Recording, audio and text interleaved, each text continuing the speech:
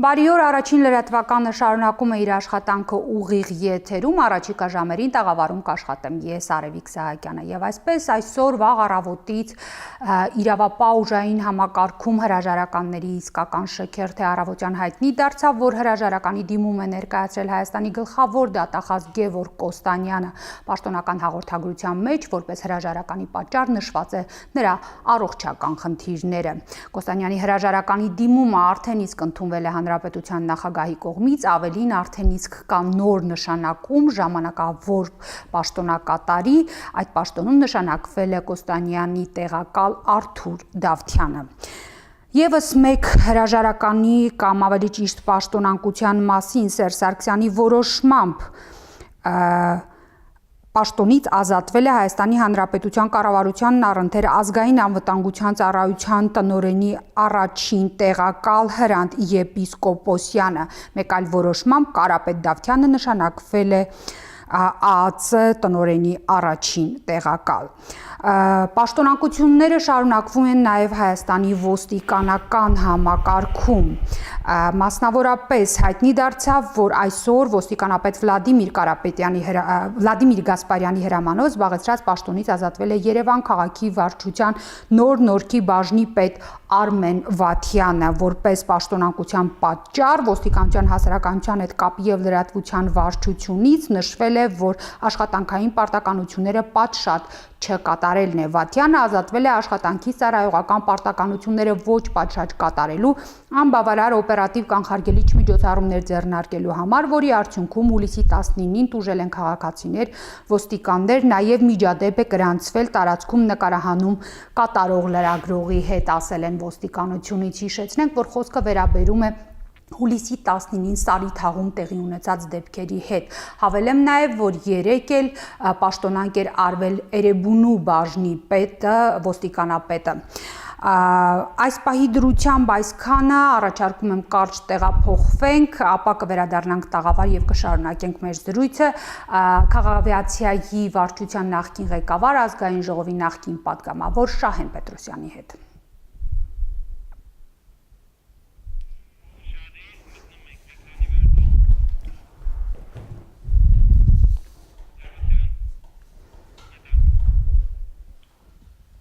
Այս պահին առաջին լրատվականի տաղավարում մենք հյուրընկալել ենք Քաղաքավիացիայի վարչության նախկին ղեկավար, ազգային ժողովի նախկին պատգամավոր Շահեն Պետրոսյանին։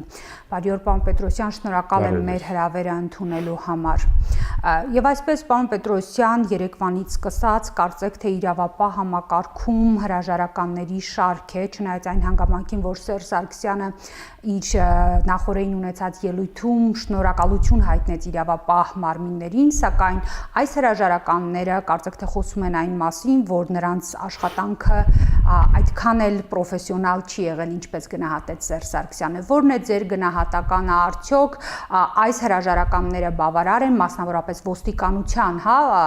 համակարգում, եւ արդյոք անհրաժեշտություն չկար արդեն առաջին դեմքերով հրաժարականների։ Իմ կարծիքը նույնն է մնում, ես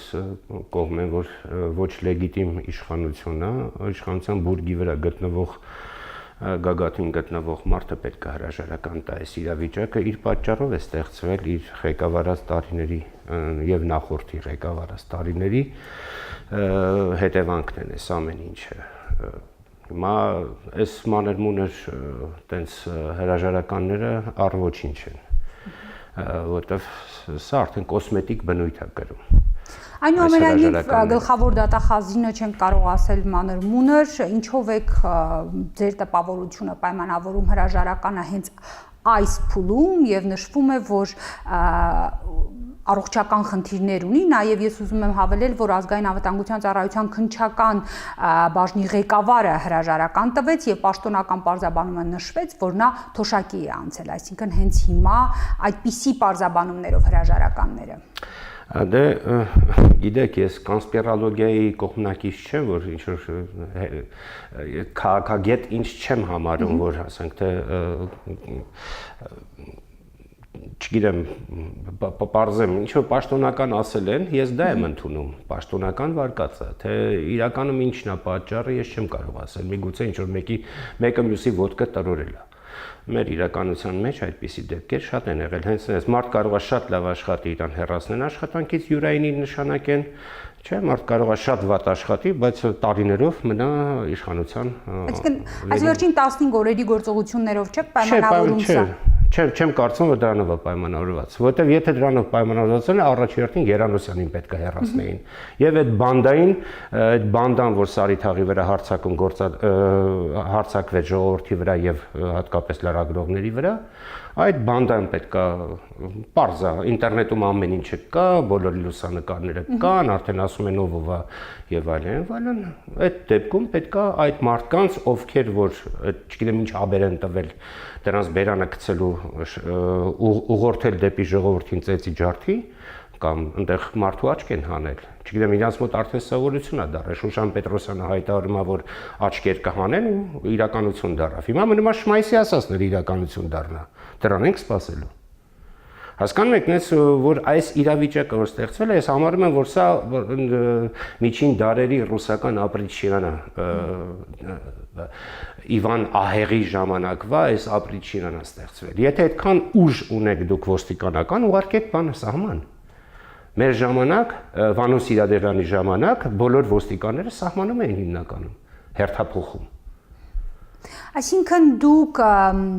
մատնանշում եք, որ կան խորքային պատճառներ եւ այդ պատճառները պետք է ախտորոշվեն, դրանց մասին բարձրաձայնվի եւ հենց հիմա լուծումը տրվի այդ խնդիրներին, բայց այս համատեքստում ինչպես է գնահատում այն, որ օրինակ Լևոն Տեր-Պետրոսյանը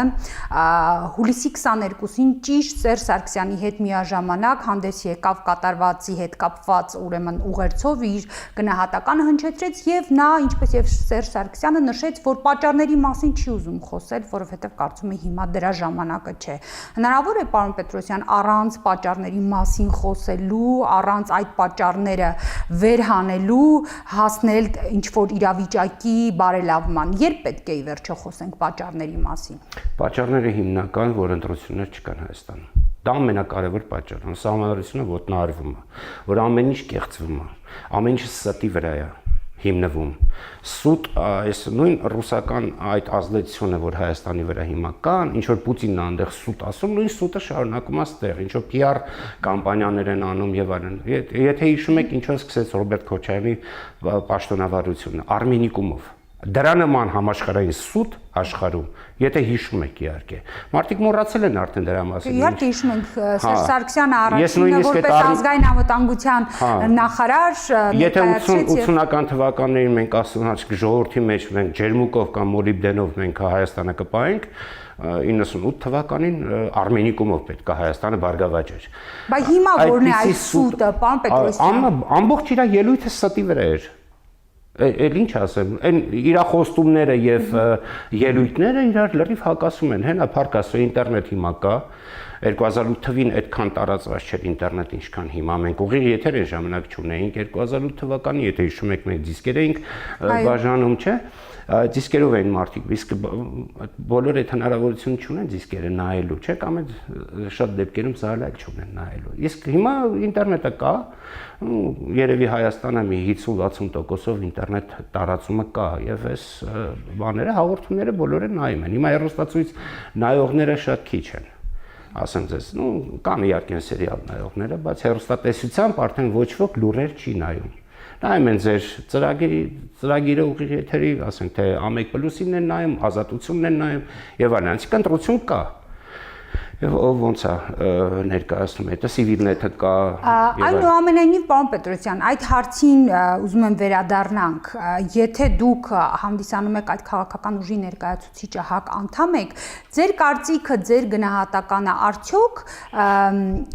արդեն կարծեք թե երկրորդ անգամ է հոկտեմբերի 27-ից հետո է Լևոն Տեր-Պետրոսյանը ըստ էության կոչ արեց, հա, օրինական իշխանությունների գործողություններին աջակցություն հայտնել, հիմա էլ փաստորեն նման աջակցության կոչ եղավ, սա արդյոք ճիշտ է եւ արդյոք այս իրավիճակում իրեն տիտղոսավոր ընդդիմություն համարող ուժի կողմից, նկատի ունեմ ՀԱԿ-ի կողմից, համարժեք քայլեր են կատարվում այս իրավիճակում։ Ես չեմ պատկերացնում ինչ պետք է անել, Լևոն Տեր-Պետրոսյանը ավտոմատը գցեր ու գնար Սասնածռերի հետ նստել այնտեղ։ Չէ, պատճառները նշելու մասին է խոսքը, ինքը պատճառները նշել է։ ասել է, որ այս ապիկար իշխանությունը հասցել է այդ վիճակին, չէ, Ղարաբաղի հարցում բանակցությունների, բայց մենք չենք ուզում խանգարենք իրան այս վիճակում, որ Ղարաբաղում ստեղծվել է, չէ՞ որ իրան։ Ինչե վերջ ապիկար իշխանությունը գործը հասցնի ավարտին չխանգարենք, հետո նոր կփորձենք։ Այդ դեպքում ես լիազորված չեմ ՀԱԿ-ի անունից խոսել, ես իմ կարծիքն եմ հայտնում, ընդհանրապես։ Հասկանում եք, ես չեմ կարող, որտեղ ձեր կարծիքն եմ հարցնում։ Իսկ իմ կարծիքը Facebook-ում կարող եք հրապարակել, ես ամեն անգամ բոլոր նման երևույթների մասին իմ կարծիքը հստակ հրապարակային հայտնում եմ։ Հիմա ձեր կարծիքը խնդրեմ ասեք, սա ճիշտ դիրքորոշում էր ՀԱԿ-ը այսօր իրեն ադեկվատ է պահում որպես ընդդիմադիր, առավել ազդեցիկ, գոնե մինչև վերջերս ուժ թե ոչ։ Ձեր կարծիքը։ Նորից, ես իմ կարծիքն եմ ասում, ես ՀԱԿ-ի փոխարեն չեմ կարող խոսել, իմ կարծիքով սենց է։ Տեղի է ունեցել ինչ որ մի հատ զինված խումբ, որը գրավել է շենք։ Նման բան 90 թվականին մենք մեր տղաներով արել ենք։ ՀԱԲ-ը նկատի ունեք։ Ոչ, ՀԱԲ-ը չէ։ Մենք մեր մերգելանցի տղաներով, որ շատ ակտիվ էինք այն ժամանակ, մերգելանցի տղաներով գրավել են Գերագույն խորհրդի նախագահության շենքը, որ հիմա նախագահի նստավայրն է։ Այդ շենքը մենք գրավել ենք եւ պահանջել ենք, որպեսզի մեր տղաներին ազատ արձակեն։ Ես հիմա այս պատմությունը ստիպված պետքա պատմեմ եւ ուղղակի ուզում եմ ձեզ բացատրել ապստամբության եւ ահաբեկչության տարբերությունը։ Մենք այն ժամանակ ապստամբ էինք, երիտասարդ էինք, իմիջիալոց Արմենակ Գյուրեղյանը մեր հետ էր այն ժամանակ, մենք միասին մտանք գրավեցինք այդ նախագահության շենքը, Գերագույն խորհրդի նախագահության շենքը եւ պահանջ դրեցինք, որ մեր տղաներին, որոնք շորնուխում գնացել են հերթափոխության, իրանց ռուսական զորքը ադրբեջանական օմոնի հետ միասին գերել էին եւ տարել էին Ղուբատլի։ Մենք պահանջ դրեցինք, մինչև մեր տղաներին այնտեղից չազատեն, սովետական միություն էր, ուղղակի ասեմ, ավելի վտանգավոր էր վիճակը, քան հիմա Հայաստանում, որտեղ ռուսական բանակը կար, կալցո օպերացիան, հիշում եք երևի, հա, այդ պարագայում մենք կարողացանք հասնել մեր նպատակին եւ տղաներին ազատեցին Հուսիկ Հարությունյանի շնորհիվ։ Նա էլ էր ներքին գործերի նախարարը այն ժամանակ, լուսահոգի Հուսիկ Հարությունյանը ինքը ցավոք սրտի 2006 թվականի Սոչիի այդ վթարի ուղևորներից է եղել։ Եվ Հուսիկ Հարությունյանը կարողացավ այդ հարցը լուծել, մենք ազատեցինք շենքը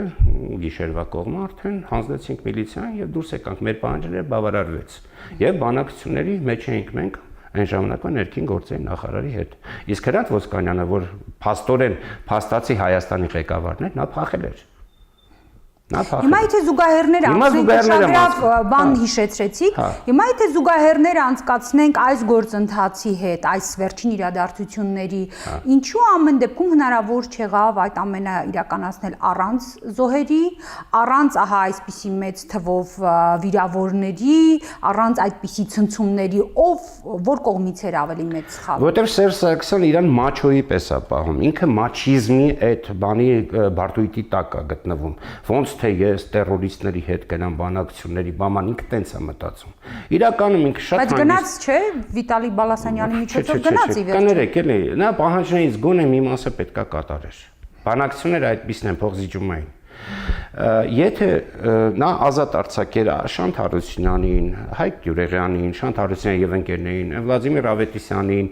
այդ տղաներին, Գևորգ Սաֆարյանին, եթե ազատ արձակեր, այն ժամանակ մենք ասենք, հա, լավ, գոնե մի բան արեց մարդը, բայց տենց այս մաչիզմը ես ինչ կուզեմ կանեմ, դա ձև չի։ Այդ ժամանակ տղաները հանգիստ զենքերը կհանձնեն ու կգնան արդեն բանակցության բան։ Հիմա ասեմ։ Բայց պարոն Պետրոսյան, եկեք հանուն արդարության փորձենք մյուս կողմն էլ։ Դուք ասում եք, որ ես ինչ կուզեմ կանեմ, բայց չգնաց, չէ, ուժային գործողության Սերժ Սարգսյանը։ Մենք տեսանք, որ 15 օր ամեն դեպքում չգնացին ուժային գործողության։ Բայց տղաներին, որը դիպուկահարները կրակել են, դա ի՞նչ է, դա ուժային գործողություն։ Ես նկատի ունեմ գլոբալ գրոհի չգնացին։ Գլոբալ գրոհի հասկանում եք, եթե գնար գլոբալ գրոհի, դա իր վերջին մեխը կներ իր դագաղի Ինչ կլիներ այդ դեպքում։ Ну, չգիտեմ ինչ կներ, չնայած ես գիտեմ, որ այս ժողովուրդը 3 մասի է բաժանված, կա ակտիվ մաս, դա երիտասարդությունն է, որ այս անկախության երիտասարդությունն է, անկախության տարիները, որոնք սովետական միությունը ընդհանրապես չեն տեսել, շարժումներ են ժամանակվա, մենակ պատմելով գիտեն, այդ այնց ակտիվ են իրանք։ Երկրորդ մասը կծնող այդ երիտասարդներն են, որոնք այդ տարբեր ուսանողական սակուլիկները բաները դրանք են, երկրորդ բանը որ sense սողոսկեն մտնեն իրանց շարքերը եւ երրորդ անտարբեր զանգվածը մարդկանց անտարբեր զանգվածը ամենավտանգավորը այդ անտարբերներն հիմա որ ասում եք իր դադարին վերջին մեխը կլիներ այսինքն նկատի ունեք որ մեծ ընդվզում կլիներ շատ զոհերից մարտի 1-ից սկսվեց եւ նման մի բանով ավարտվի իր ինքը երկար բան ասիկա Հայաստանը ինքը արդեն տեղ չի ունենա ընդհանրապես բայց սրա հետ կապված ուզում եմ մի բանի վրա ուշադրություն դարձնել պարոն Պետրոսյան ընդունված է, հա, ընդդիմությունը մշտապես ասում է, որ Սերժ Սարգսյանը Հայաստանը վերածել է գուբերնիայի ռուսական եւ նաեւ Վարուժան Ավետիսյանը որոշակի փուլից սկսած, այո, այդ պայքարը, այսպես պահանջները վերաձևակերպեց եւ ասեց, որ սա ապագաղութացման պայքար է եւ ընդունված է կարծել, որ ընդդիմության մոտ ընդունված է Վլադիմիր Պուտինը ինչ ասի, Սերժ Սարգսյանը այստեղ կկատարի։ Մենք տեսանք, որ Ռուսաստանը, ուրեմն Ռուսաստանի ԱԳՆ-ն հանդես եկավ հայտարարությամբ եւ երկու անգամ կրկնվեց որ նրանք ահաբեկիչներ են եւ ակնկալում են եւ կոչ են անում համարժեք գործողություններ իրականացնել այսինքն բայց չարեց Սերժ Սարգսյանը դա Սերժ Սարգսյանն էլ ասեց որ նրանք ահաբեկիչներ չէ ես նկատի ունեմ գործողությունը չարեց հիմա կանդրադառնանք որ ասեց ահաբեկիչներ հուլիսի 22-ին նա չօգտագործեց ահաբեկիչ բառը նշեց զինված խմբավորում եւ ամեն դեպքում չգնաց արյունահեղության սա ինչու եմ ասում որովհետեւ դուք ասում եք Սերժ Սարգսյանը իրեն պահում էր այնպես որ ինչ ուզեմ դա կանեմ կարծում եք գոնե հիմա չկար նրա մոտ գիտակցությունը որ այլևս չի կարող անել այնինչ ուզում է եւ դա կարող է շատ մեծ հետևանքներ ունենալ նա արեց ժողովրդի նկատմամբ ինչ ուզեց արեց ժողովուրդը որ շատ հանգիստ խաղաղ իր համար ցույց էր անում բան եւ այդ միացել էր ժողովրդի այդ պահանջներին ժողովրդի դեմ այդ կիրառեց այդ բանը այդ նույն բիրտուժը նու տեսել եք կադրերը նույնիսկ այն ոչ թե տեսել ենք մենք շուրջօրյա ուղիղ հերարցակել ենք ես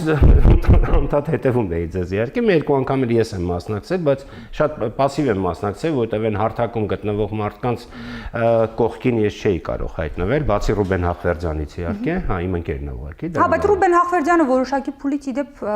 մենք նրան էլ չենք տեսնում մենք իդեպ մի բան եմ ուզում ֆիքսել որ որոշակի թվով մարդիկ հարթակում ելույթներ ունեցան շատ էսպես հանրությանը գրգռող միգուցե արդարացված բայց հաջորդ օրը երբ ժողովրդին բերման էին ենթարկում նրանցից ոչ մեկը այդտեղ չվերադարձավ բացառությամբ Պաուլ Հայրիկյանի կարճաժամկետ վերադարձավ չէ Արմեն Մարտիրոսյանը անընդհատ ընդեղ էր տենց չի Խորենացի փողոց այդ օրը երբ բերման էին ենթարկում չեն վերադարձել անդամները բայց ինչևէ միգուցե անպատրաստ էինք միգուցե իրավիճակը լավ չէինք պատկերացնում բայց այդուհանդերձ փաստը մնում է փաստ որ չհաջողվեց համազգային ընդվզում կազմավորել ձևավորել ես անձամբ դեմ եմ նման մեթոդներով իշխանության գալ որտեվ ես այդ բայց դուք արել եք հա ասում եք ես ասեմ արել եմ բայց ես առանց որևէ զոհի առանց որևէ պատանդի առանց որևէ չգիտեմ ընդդեմ մի հատ վնաս չենք տվել միայն սուպեր հեռախոսն ենք մենք վերցրել կապվել Հուսիկ Հարությունյանի հետ այդ ա եղել մեր գործառույթը այնտեղ եւ դուրս ենք եկել մաքուր հանձնել ենք մյուս օրը երբ որ մենք միլիցիային հանձնեցինք դուրս եկանք շենքից մյուս օրը չգիտեմ արդեն վանդալները մտել են ընդ հիշում եք եթե Հրանտ Ոսկանյանի գլուխն էլ ջարդել էին դա մյուս օրն ա եղել որ մենք ընդհանրապես կապ չենք ունեցել դրա հետ ովքեր են եղել ես չեմ կարող հիմա անունները տալ հայտնի են անունները ովքեր են եղել որ շատ ընդհանրապես քաղաքական դեմքեր են դրանք հիմա ես ուրիշ բան եմ ուզում ասել եթե նման ասենց ընդվզում լիներ դեկտեմբեր ամսին այս հանրաքվեի ժամանակ եթե բոլոր այս քաղաքական ուժերը միավորվեին եւ համատեղ հակի հետ միասին այդ հանրաքվեին ոչ ասեին եւ այս համանդրությունը այս անունը չեմ գտնում այս համանդրության էլ ես ինչա չգիտեմ ինչա տարբեր կարծիքներ կան իհարկե այս համանդրությունը թույլ չտայինք որ իրանք սողոսկեին անցկացնեին sense կեղծիքներով բաներով միգուցե ավելի մոտիկ լինենք Սերժ Սարգսյանի հրաժարականին քան նման մեթոդներով ես ավելի կողմնակից եմ խաղաղ մեթոդներով հենց այդ ժամանակ նույն հիմնադիր խորհրդարանը հակից տարբերվող դիրքորոշում ուներ նրանք ասում էին ընդհանրապես բոյկոտում են այո բայց մենք տեսնում ենք որ նրանք այն ժամանակ չունեցան շատ մեծ աջակցություն հանրային անգամ դեկտեմբերի 1-ի անհնազանդության այդ օրը որը տևական ժամանակ նախապատրաստվում էին, տեսանք, որ այսպես կրիտիկական մասսան, ինչպես ասում են, չհավաքվեց։ Պարոն Պետրոսյան, ունեք հարցի պատասխանը, թե որն է պատճառը, որ նույն հիմնադիր խորհրդանի հնչեցրած պահանջների, գաղափարների հետևից տարի ու կես մեր ժողովուրդը չգնաց, բայց արդեն Ստասնա ծռերի այս քայլի արդյունքում նախորդին իրավապաշտպան Ավետիք Իշխանյանն էր ասում, որ պետք չէ այնտեղ հավաքվածներով չափել մարդկանց համակրանքը։ BBC-ն հարցում էր արել Հայաստանում եւ նշել էր, որ չեն գտել մի մարդու, ով չհամակրեր տղաներին եւ նրանց այդ քայլը չողջուներ։ Այ ունեք հարցի պատասխանը որն է, որ պատճառը, որ այն ժամանակ քաղաքական գործընթացի հետևից հանրությունը չգնաց նույն հռետորների, նույն առաջնորդների եւ հիմա բայց փաստորեն իր համակրանքը անվերապահ հայտնեց այս տղաների գործունեությանը։ Ստիպված եմ պատմական էքսկուրս անել։ Օրինակ Ֆիդել Կաստրոին են օրինակ բերում, չէ, Չէ Գևարային են օրինակ բերում։ Ու Չէ Գևարան Ֆիդել Կաստրոյի հետ մենակ Կուբայում հաջողության հասան իրանք այդ հեղաշրջումով, չէ, եւ հետո ինչի վերածվեց այդ Կուբան, բոլորս գիտենք, չէ, սով եւ այլն։ Նույն բանը Կոստարիկայում եղավ, բայց շատ ավելի խաղաղ ձևով եղավ, էլի հեղաշրջում եղավ, բայց Կոստարիկան շատ հաջողակ երկիր է եւ բարգավաճող, որտեղ Ամերիկան գլխին կանգնեց։ Դե մի քիչ ավելի մոտ օրինակներ արդեն կարող են բերել, պարոն Պետրոսյան, հաջողակ օրինակներ կարող ենք բերել նաև։ Հաջողակ օրինակը արաբական երկրներն են, նայեք Թունիսը հիմա նորմալ բարգավաճում է, իսկ Իրաքում մինչև հիմա իրար կոտորում են։ Եգիպտոսում էլ անհասկանալի է։ Եգիպտոսում ոնց որ կամաց դզվում է։ Բայց ես մի բան եմ ուզում հիշեցնել, ինքը որ Բեյրութի անունը տալիս է։ Երևանը Բեյրութ չդարձնեք։ Չէ, սենց անպատվագործ սենց բան աս։ Սա երկրի ղեկավարին սազական բան է, այդ խոհանոցում կարա իր անկերների հետ խոսա։ Իսկ ինչով սազական չի։ Չի կարելի ախր նայեք Լիբանան եկա երկիր է, քեզնից ավելի հզոր, քեզնից ավելի լավ եւ 100,000-ը դե հայեր են ապրում։ Դե բայց նա պարզ է ինչը նկատի ունի։ Պարզ է ինչ նկատի ունի, բայց սա կոռեկտ չի։ Քաղաքացիական պայքարը նկատի ունի այդ իրար միջև քաղաքական պատերազմը նկատի ունի, որը տարիներ ի վեր այդ երկիրը հետ գցեց։ Այո, մենք կարող ենք խոսել, բայց երկրի առաջի դեմքը նման բան իրավունք չունի, իր ռեֆերենտները չգիտեմ ովքեր են։ Ինքը պետք է շատ նուրբ այդ հարցին մոտենա, ոչ թե ասած ուղիղ, ասած գլխին խփի ասել, Բեյրութ չդարձնեք Երևանը, այս ինչ խոսակցություն է։ Այդ ռեֆերենտները ովքեր են։ Դա անգրագետ մարդու բան է։ Այդ մեկ։ Երկրորդը լրագրողները մոռանան։ Դուրս եթե Սերժ Սարգսյան առանց թղթի խոսեր շատ ավելի այդպես, հա, լավ մտքեր էր արտահայտելու։ Չէ, ոչ խոսել գիտի, ոչ գրել գիտի, իրակարդությանը մենք ծանոթ ենք։ Ես ուրիշ բան, սա ուղիղ եթեր է։ Ահա, ես մի բան ասեմ ձեզ։ Մյուս բանը, որ ասեց մոռանանք լրագրողների հետ ինչ տեղի է ունեցել, չէ՞։ Դուք մոռացել եք։ Բնականաբար ոչ իմ գործընկերները դեռ իրենց վերքերը չի ապակինվել, ոչ միայն նաև մեր օպերատորը Դավիթ Հարությունյանը։ Հիմա նայեք, իսկ ինքը այն ամոռուկը, որ կպցնում են դոշներին, տենց ֆրֆռում են պիոների հոկտեմբերիկի նշանի պես, դա ի՞նչ է։ Իրանք մոռացել են։ Ինքի հոկտեմբերի 27-ը մոռացել է արդեն, այդ իր սեփական օրինակից ասում մոռացեք։ Մարտի 1-ը մոռացել է դրա համար ասում մոռացեք։ Ինքը մոռացել է իր վայրագությունները, թե ոնց է ինքը տոպրակի հետ միասին շնորհանդեսը իր եղել, հա, ցելոֆանի տոպրակի հետ։ Հիշում ենք բոլորս։ Նկատի ունեք ինաուգուրացիան 2008 թվականի միլիցիայի ապրիչ շինայով սենց շրջապատված փշալարներով ոնց է ինքը ինաուգուրացիան անցկացել։ Ինքը մոռացել է դա, բայց մենք չենք մոռացել։ Մենք Բաքվի իր այդ կենսագրության մասը չենք մոռացել։ Ես որպես լրագրող եւ որպես առաջին լրատվականի բայց եկեք փորձենք նաեւ ճշգրիտ լինել եւ օբյեկտիվ, նա իր խոսքում ասեց, խնդրում եմ ձեզ մոռանալ, բայց ոչ իրավապահներին, եւ կարելի ընդհանրել, որ իրավապահները չպիտի մոռանան, թեպետ դրա նախադեպերը մենք չունենք, որ հավատանք, որ նման բան կարող է լինել, աչքի առջև ունենալով անցած տարվա հուլիսի 23-ի հունիսի դեպքերը, երբ մեր տասնյակ գործընկերներ ծեծվեցին, մեր տեխնիկան վնասվեց, հետաքննությունը մինչ այժմ շարունակվում է, բայց ես կարծում եմ, որ նա նկատի ուներ, որ մոռանանք եւ առաջիկայում այս մեր ահաբեկվածությունը մի կողմ դնենք եւ վստահ լինենք, որ առաջիկայում չի լինի նման իրավիճակ։ Իրանք են ահաբեկված, ոչ թե մենք ահաբեկված չենք։ Մեզ նույն բանը արել են 2008 թվականին, նման բան արել են մինչև այդ առանձին մարդկանց ծեծել են, ահաբեկել են, մարդիկ հեռացել են այս երկրից։ Հիշում եք մի տղամարդ Արտաշատից, որ Արտաշատի դեպքերից, որ Գրիշա Վիրաբյանին Գրիշա Վիրաբյանը, հա, նա մարդու իրավունքների եվրոպական դատարան մի դեպք Խնդրեմ, հաղթեց, հայտնի էր թե ով է բռնությունները կատարող, անունը նշել էր այդ մարդը, այսօր Երևանի ոստիկանապետն է, այնպես որ իր բանդաները, որ սենց կան, այդ օլիգարխիկ բանդաները, որ գիշեր ցերեկով սենց օրը ցերեկով սենց ֆրֆռում են մարդկանց առևանգում են, բան, այդ սա հեչ, հա։ Եթե թույլ կտակ, արդեն մոտենում է 18:00-ն մի տեղեկատվություն ուրեմն ներկայացնեմ, ինչպես գիտենք, երեք հիմնադիր խորհրդարանի ղեկավար Գարեգին Չուկասյանը հայտարարել էր, որ Սասնա ծռերի տղաների եւ իշխանությունների միջև բանակցությունների ընթացքում իրենք ունեն ձայնագրությունը, տրվել է խոստում, որ եթե տղաները զենքները վայր դնեն, ապա տեղի կունենա հանդիպում Սերժ Սարգսյանի եւ Ժիրայր Սեֆիլյանի միջև։ Այդ հանդիպման մասին այս օրերին խոսք չկար եւ Չուկասյանը ասել էր, որ եթե մինչև օգոստոսի 4-ը ժամը 18:00-ն չկայանա այդ հանդիպումը, իրենք կհրապարակեն ձայնագրությունը, որ ըստ էության տրվել է այդ խոստումը եւ փաստորեն իշխանությունները հետ են կանգնում իրենց այդ խոստումից։ Այս կապակցությամբ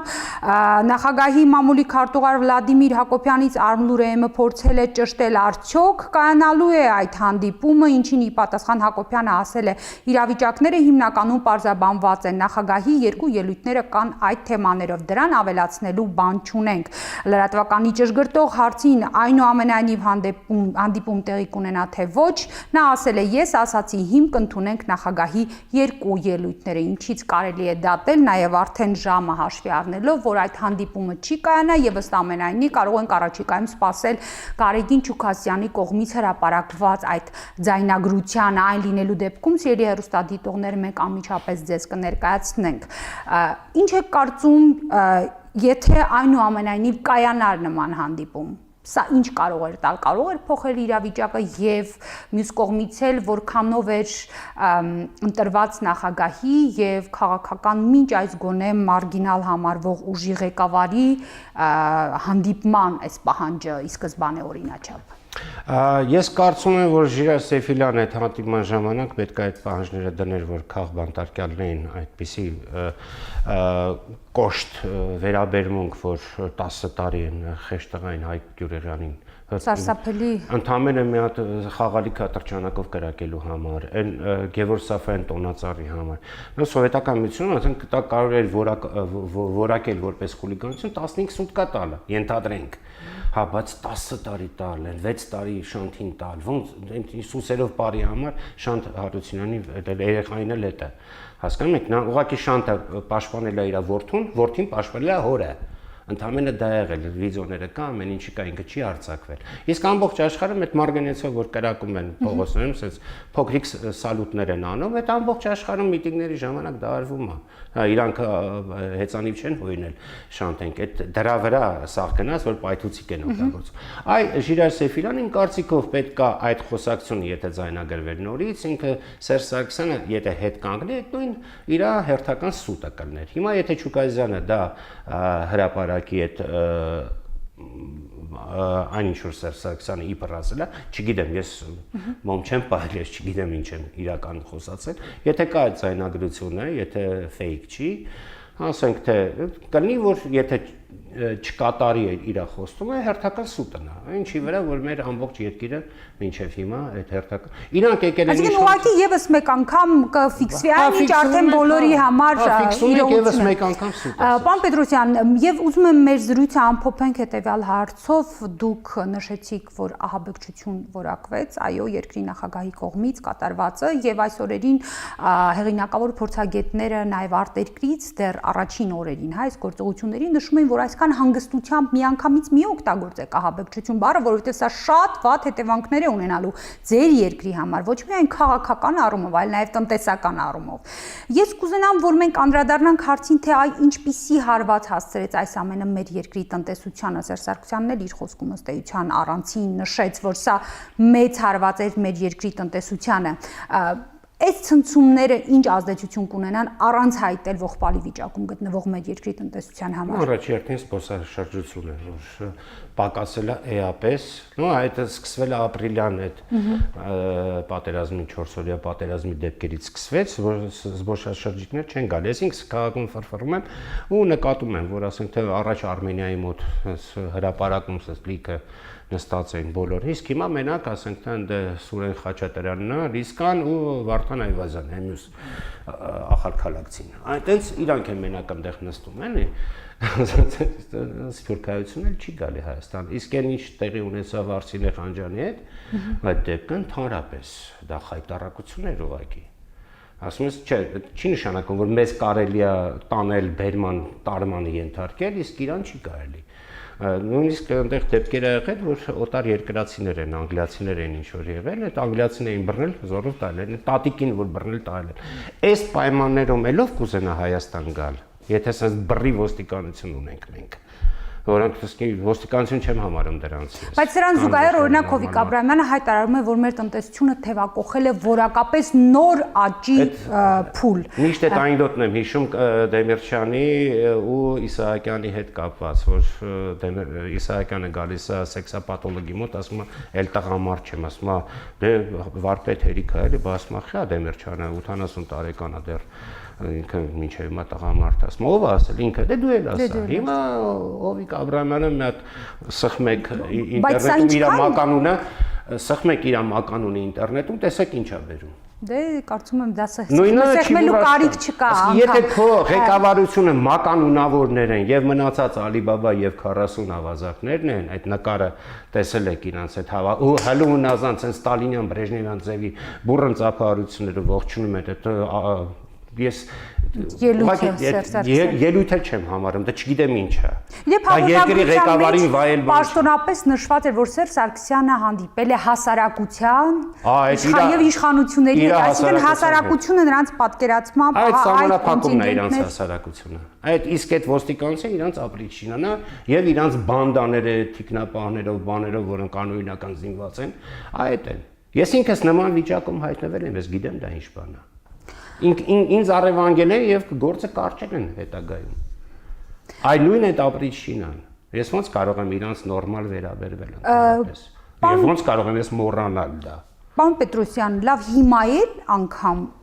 այս ծայրահեղ արդեն կարող ենք առանց վարանելու ասել իրավիճակում էլ չի լինի գոնե գիտակցությունը, գոնե ինչ որ մի մասով փոփոխությունների գնալու։ Սերժ Սարգսյանը խոսեց ազգային համաձայնության իշխանություն ձևավորելու մասին, սա հերթական ձեր ասած այդ անեկդոտի դու էլ ասա տարբերակն է, թե այդ նույն բանն է։ Ազգային համաձայնությունը, ով որ հասցել է իրան մի քիչ թծնի, այդ կդառնա իր ազգային համաձայնության։ Այդ թվում եւ Հայ ազգային կոնգրեսը, որի ղեկավարը փաստորեն սատար է ըստ էության։ Եթե Հայ ազգային կոնգրեսի